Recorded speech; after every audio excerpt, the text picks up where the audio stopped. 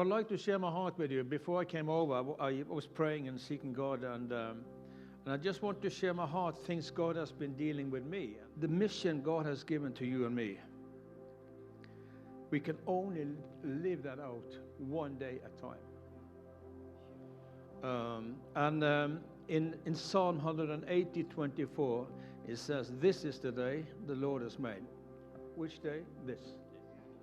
What I'm trying to see is that every day is important, and my Christian life is just one day at a time. And I know that God has planned every single individual day. God has planned ahead for us to do good things. So when I woke up this morning, I knew that this day is an extraordinary day. God has planned this day ahead.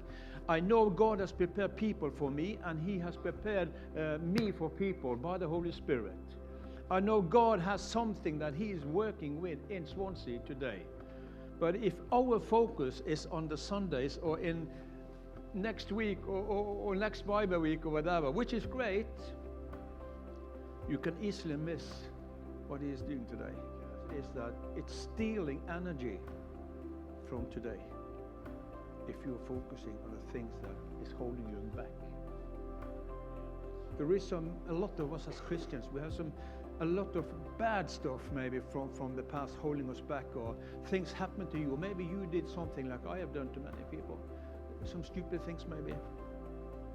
But you can't just live your life by going backwards, because I want you and me to live every day in the fullness of the Holy Spirit, every day, one day at a time,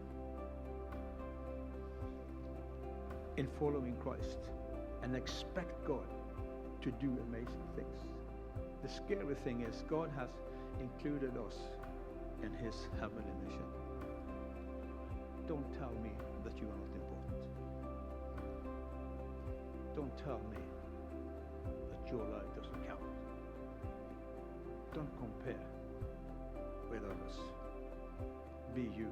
Listen, I was in Canada. My oldest daughter lives in Canada. I was there a couple of years ago, and I was tired. I was in a jet lag. I was not in the best version of myself. And one lady called me from Bergen, and she said, "Can you remove something in the garden? It's not nice for us to." And I was like, blah, blah, blah, blah. I was so angry. I was in the middle of the night too, you know. And I said, "Well, no, I don't want to talk. We can talk when I'm coming back," like this. Really, really. And in a moment, I hang up the phone. The Holy Spirit spoke to me, and He said this: "Arne, you didn't give me anything that I can work with. You didn't give me anything that I could work with." And suddenly, I was so scared. I was fearing God.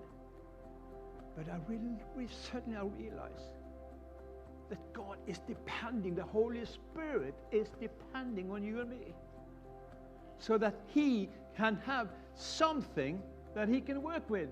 Why are we called to preach the gospel? I cannot save people, you cannot save people, you cannot convince people, I cannot convince people. There is only one person you can convince about sin and guilt, and that's the Holy Spirit. But He needs your words. He needs our hands, so that we can lay hands on the sick, so the power of God, the same power who raised Christ from the dead, can go through our hands and heal people. It is the cooperation between us and the Holy Spirit, which is in you. You don't need to invite Him, He's in you. But He is inviting us, but we have to give Him something that He can work with.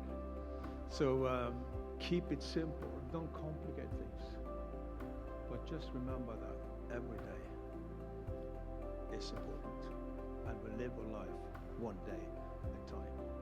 We touch people one day at a time, and we expect Christ to lead us into situations where everything we are longing for, we will see that just grow by being obedient one day.